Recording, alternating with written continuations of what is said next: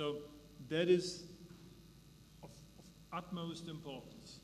And for us, for example, in my company, we drew the conclusion that housing the same spirit that is necessary for building a hydropower plant that should last for 100 years and adapting a smart grid or running a solar panel factory is so different, it should not be in the same house. Both might be vitally necessary, but both are very different. That leads to the other question that I truly believe that it will be very difficult to supply the energy need, as you have said, to 8-9 billion people without still also some of these backbone technologies, hydro, maybe nuclear, and else. But if they are embedded in those risk environment, who in hell is investing in those? Who can even bear the risk behind the longevity of those investments against the risk profile over their lifetime? And therefore, I would say, that might be something where business and government need to get together. If it's needed, we need to find a fair environment that rewards the full quality of services rendered by those things.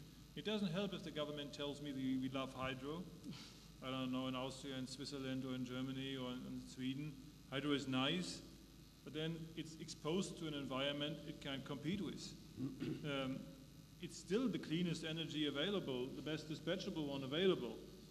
But the way, on the one hand, risk is being done on the solar side, on the other hand, how the wholesale markets are being orchestrated makes it not really sustainable. Therefore, we need dialogue how some sustainability is being put in place to allow investments. On the other hand, liberalize wherever you can to get the efficiency, the renewables, the distributed, the low-risk things onto the market, because in any case, they are good. So it's a difficult balance. Our side has to learn extremely fast and to adapt to that, but I think also governments still underestimate the level of change in the sector they need to go through in putting new regulatory frameworks in place with this fine balance between innovation on the one side, but also solidity and stability of some systems to allow longer-term investments. Right now, most governments in the world look at an oversupplied situation and say, oh, let's harvest it. It's a brilliant situation. We just let it happen, and we milk it a bit, and everything comes later. That is dangerous. I think, specifically in those times, it's a time to change and adapt. Now, governments have the time, and they should. As they should phase out, like, say, gas subsidies wherever they still exist, or oil subsidies where they exist, because now it's cheap. If you now phase it out, customers will hardly acknowledge it. And if it goes up, it goes up. That's world markets. What can you do about it? And on the other hand, if you now put regulatory frameworks for the conventional backbone in place, it will also be done at a time of rather lower prices. So for affordable terms, as we all saw when the UK did their first capacity market auction, it came cheap. So this is a perfect time to take those very difficult reforms and put them in place. But there, whilst I just applauded governments for some actions, I see sometimes this fear of doing things where you don't precisely know how it works. I think a bit is also, it's obviously true to my home nation in Germany, where the reform on the backbone is uncertain, but also some reform steps here in Turkey about the liberalization, the phase-out of subsidies are debated again, instead of saying, we just implement it. We said so. Price environment is perfect for it. Risk environment couldn't be better. The remainder of the risk coming with it, we just take. The market learns fast. If you throw a kid in the water, it starts swimming. If you always wait for that until it passed all tests, it might get old and never swim. So I would say, governments should be brave now in this environment, implement those structural reforms, go for it, and let the market cope with it. The customers will push the companies to adapt faster than you think. And thus I would say, this level of change is necessary, time is perfect. Thank you. I think this is an excellent spot to ask questions. I think, Anna, you have a question.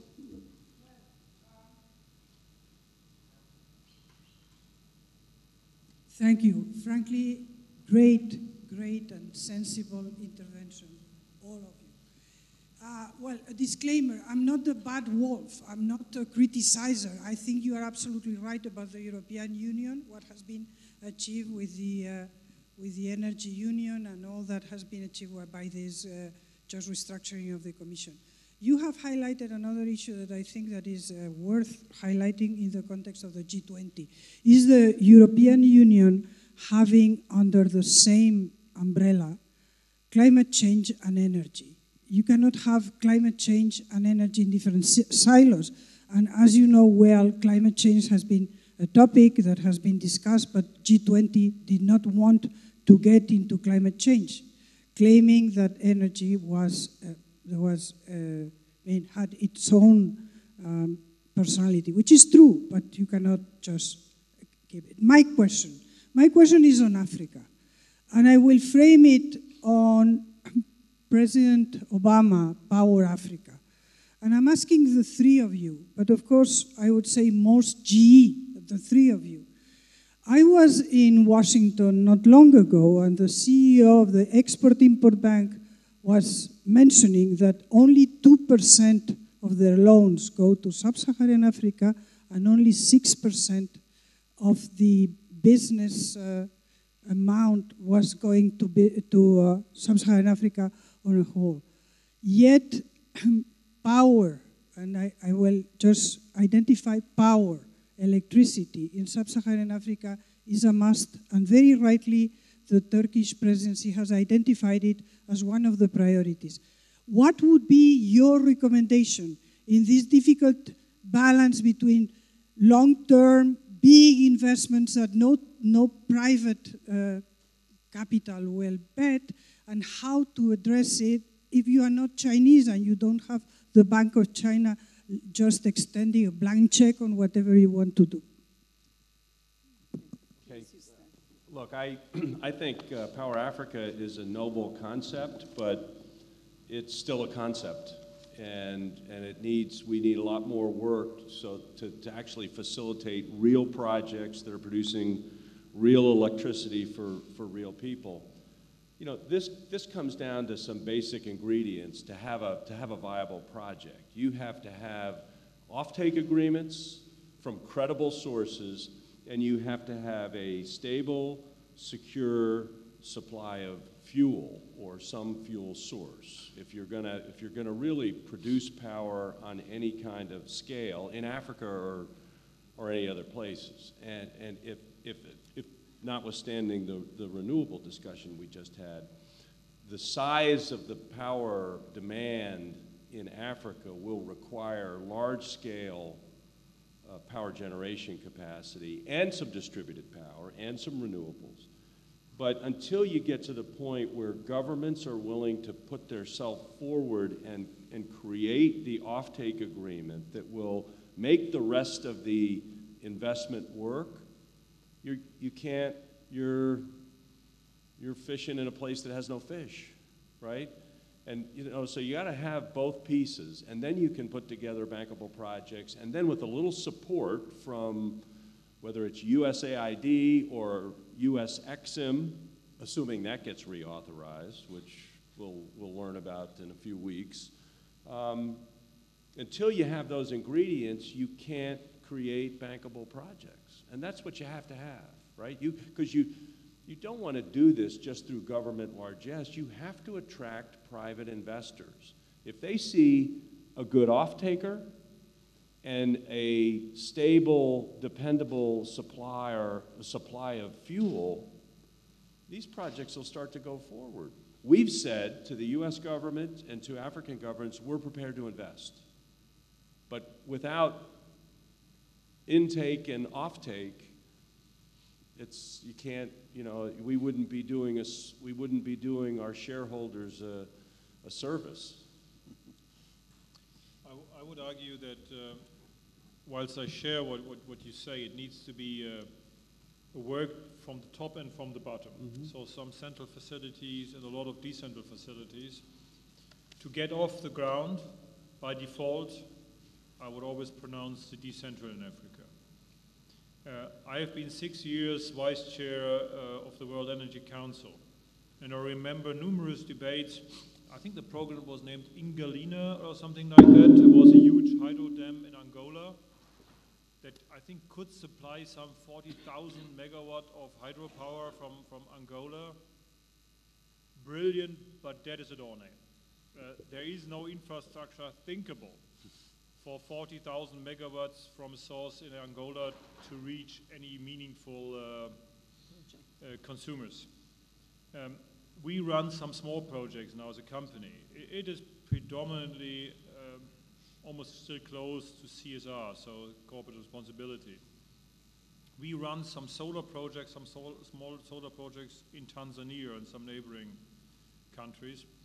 And we started there going into the villages and talked to the people living in the village and told them how we would bring a small container with some solar construction. They need to dig the cables themselves to their houses, and we were successful with several villages. How we included local workers, built some some facilities, and yes, it might only supply 6 hours a day, but since then they can have mobile phones there, and with those mobile phones in Africa and parts of Africa, you can take care of your business.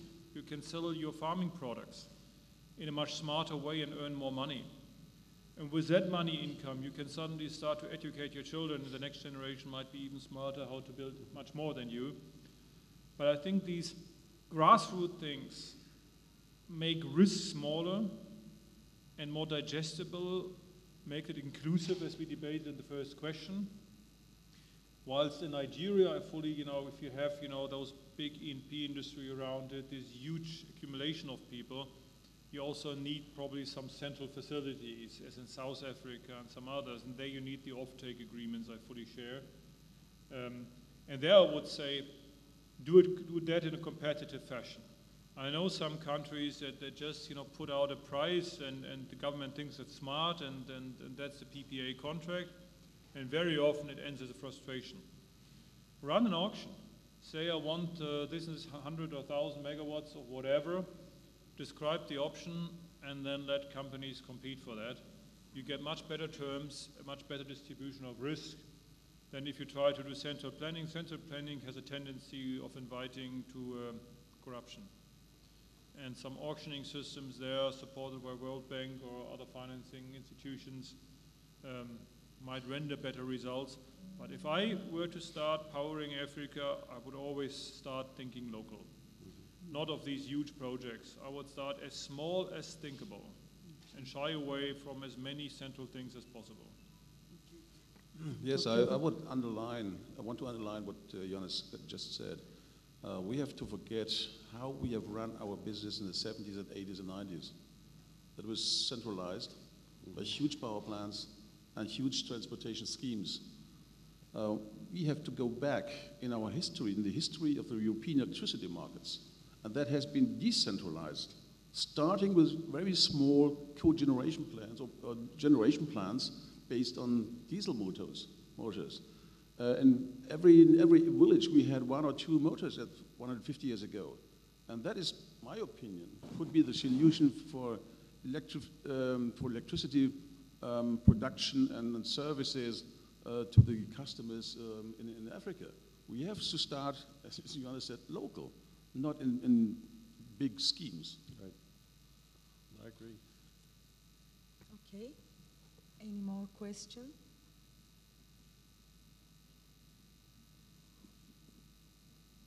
Please, microphone.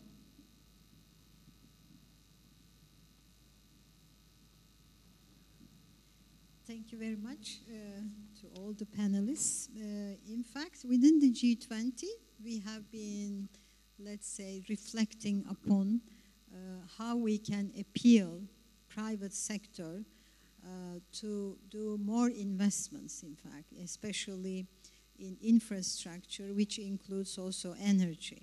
But it seems extremely difficult and challenging, because we all know that even if there is no problem of liquidity, But institutional investors, especially, are not very much interested to put their money in investment in infrastructure, including energy.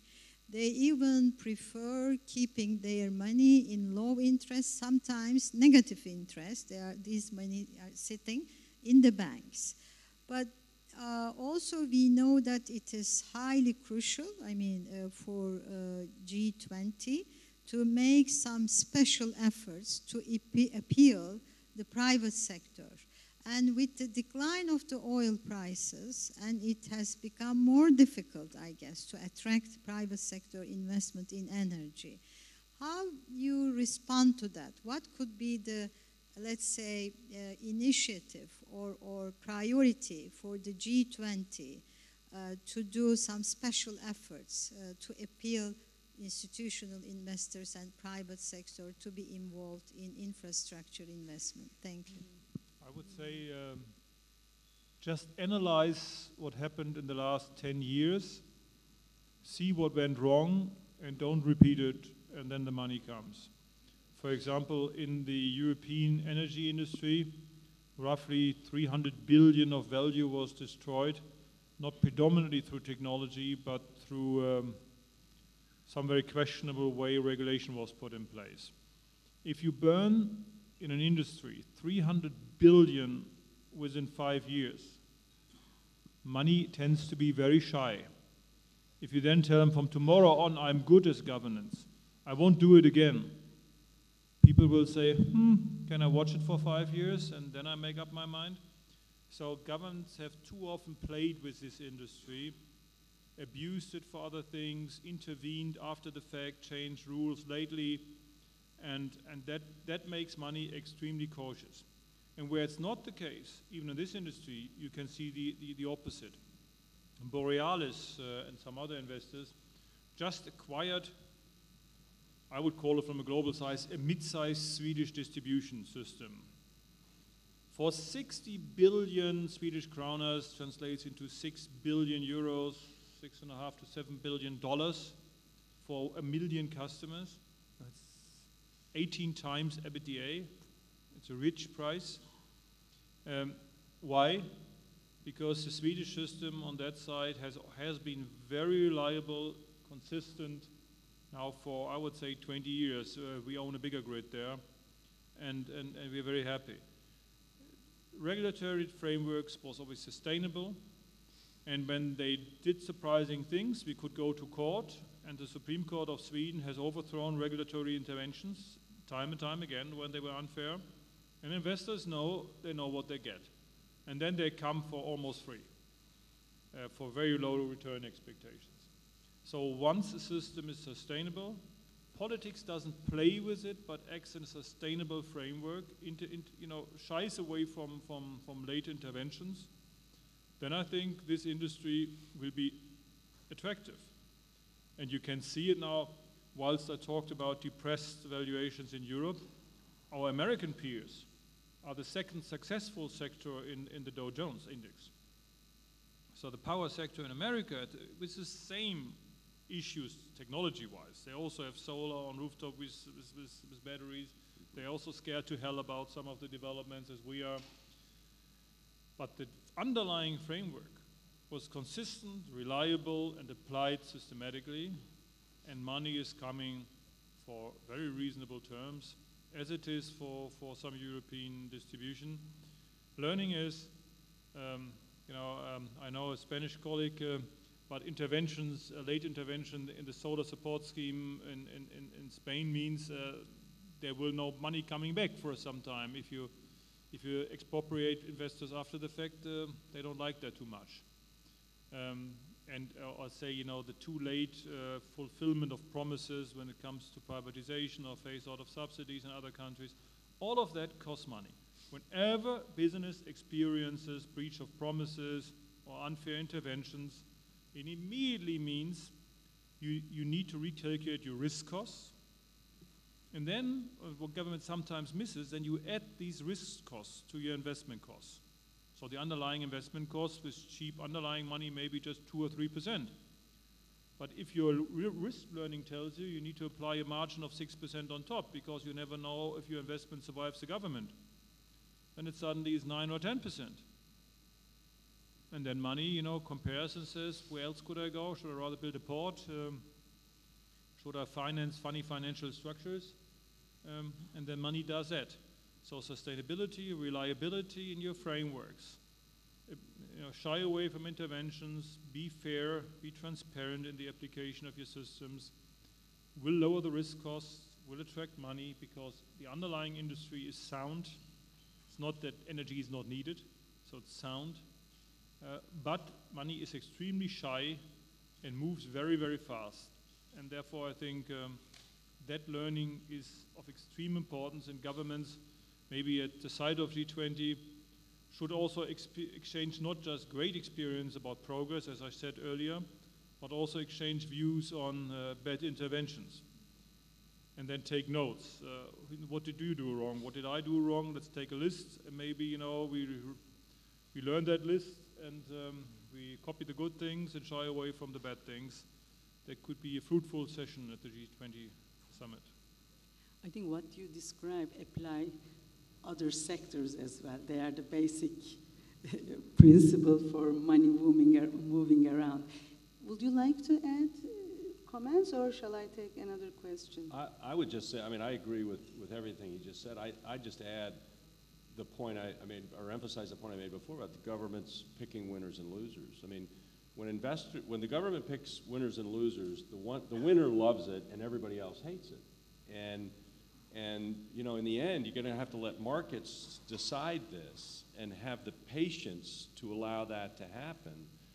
And that plus, the need for investors to get a risk-adjusted return over time. There's no shortage of capital that wants to invest in infrastructure projects from where I sit.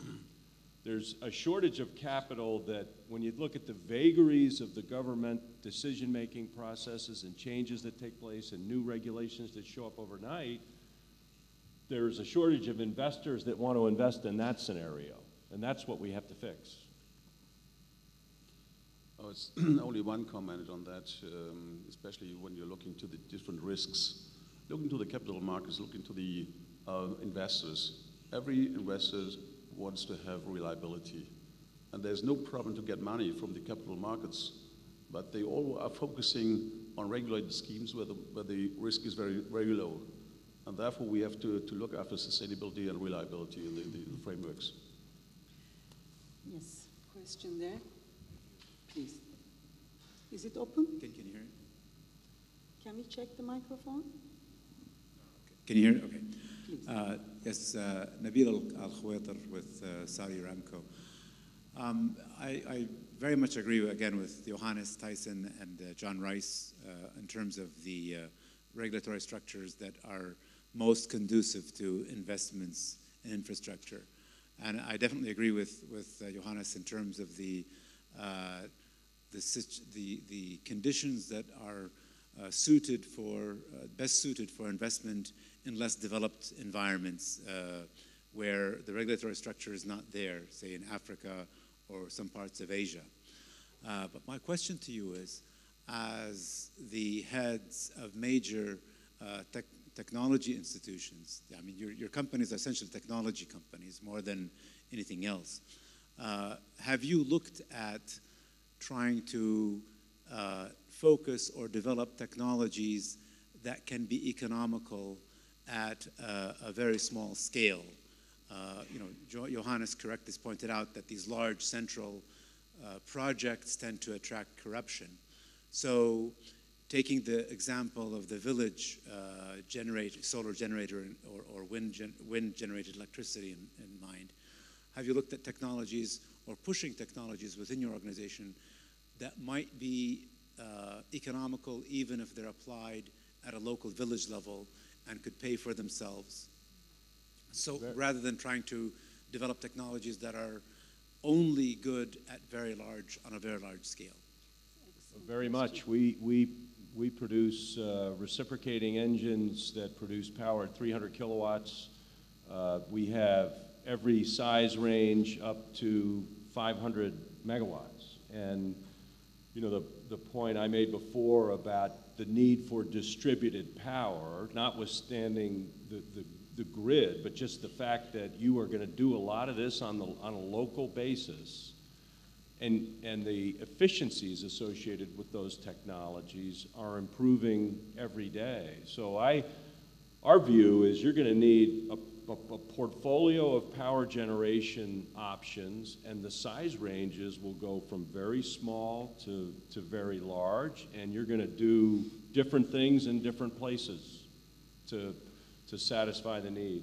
And the investment in technology, the ability to burn different fuels, you know, all forms of biofuels and agricultural byproducts, not the stuff that people can eat, but what comes from producing the stuff that people can eat, are going to become more important in terms of how we fix this problem over what period of time.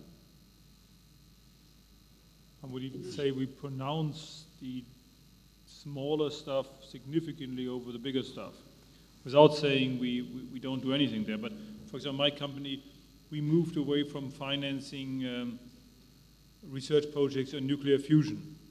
I don't rule out that it comes, but that will be an investment case for a utility. If you look at the size of the cost, I would say it's extremely unlikely. And therefore, I think those research we will not fund any longer.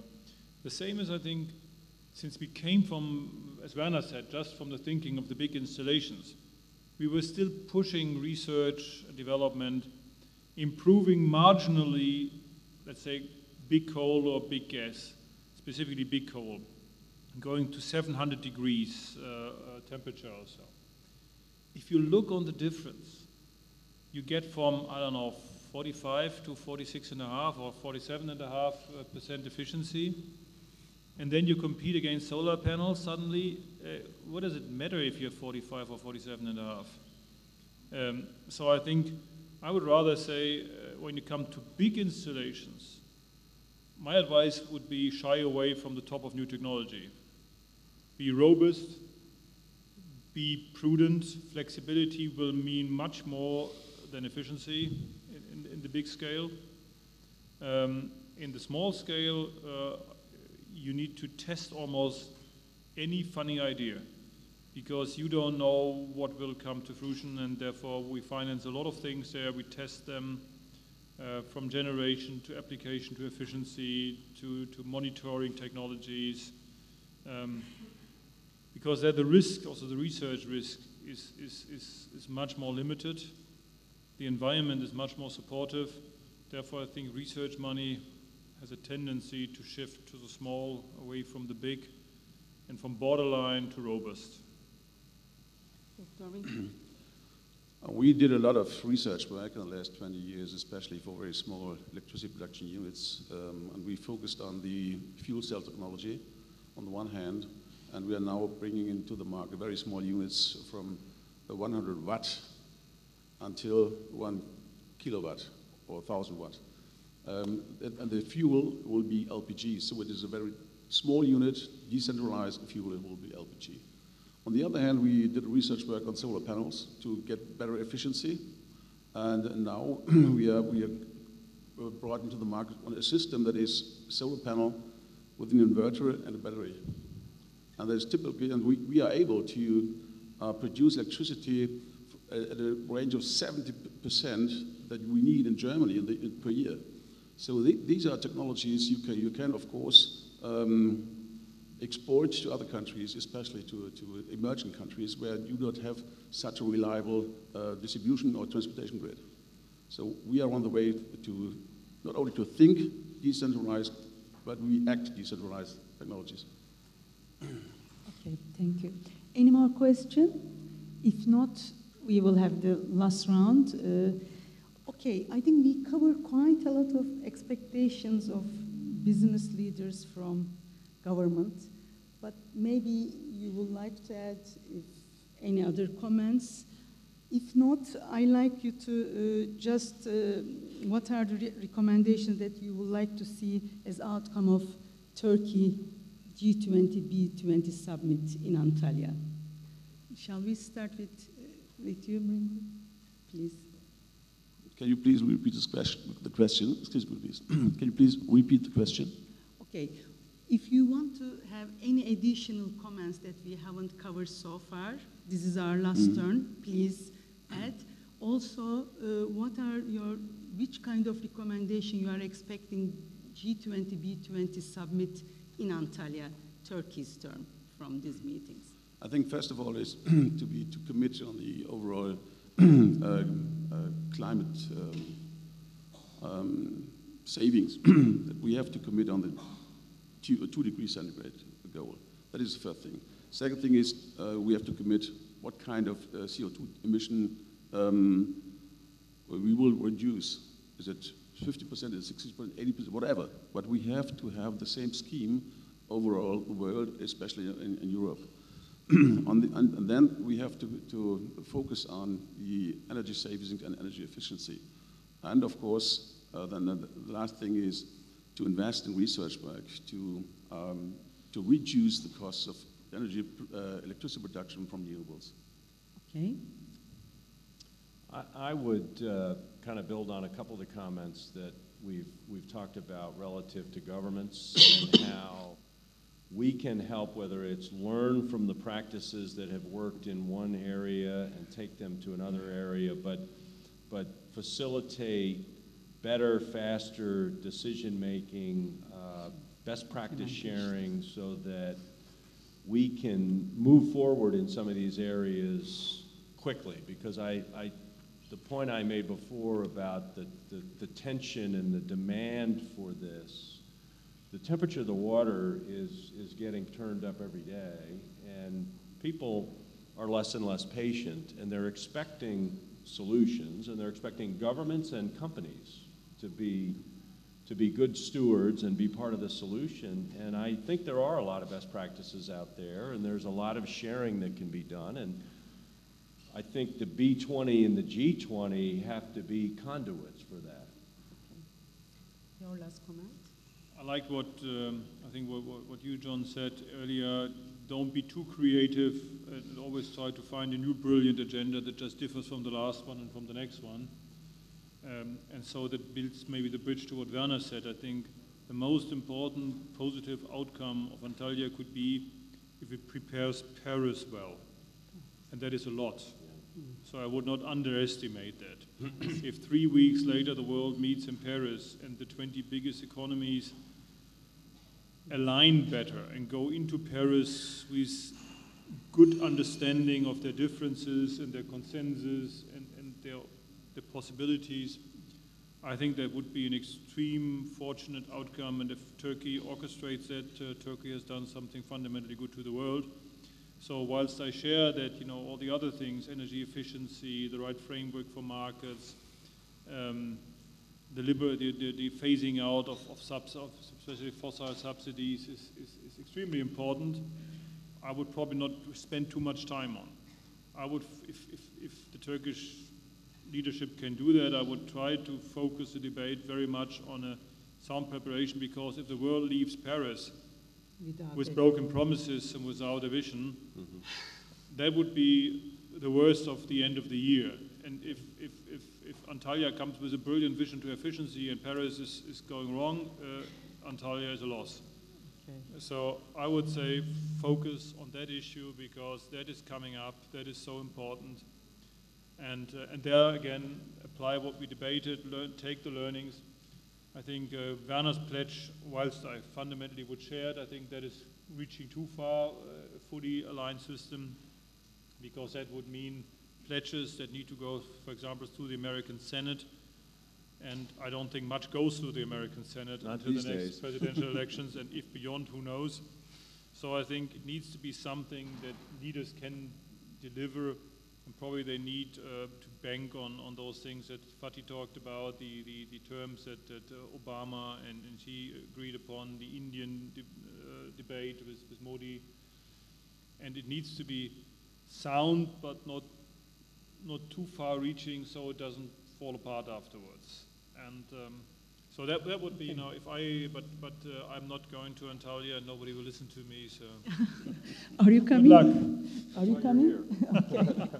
Okay, thank you very much. I think we had a very strong recommendation for Antalya for Paris meeting. It is going to happen at the year end.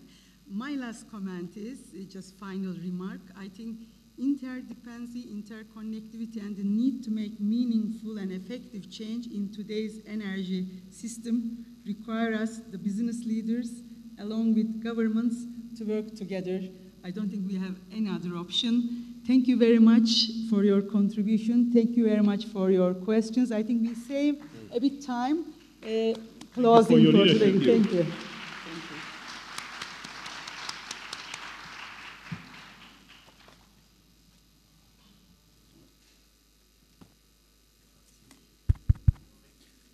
We are thankful to our invited speakers and moderators, Ms. Cansen, Basaran, Symes, Dr. Johannes, Teyssen, John Rice, and Werner Brinker. Thank you very much for joining to IICEC 6th International Energy Forum, and we look forward to seeing you at next year's IICEC 7th. Thank you.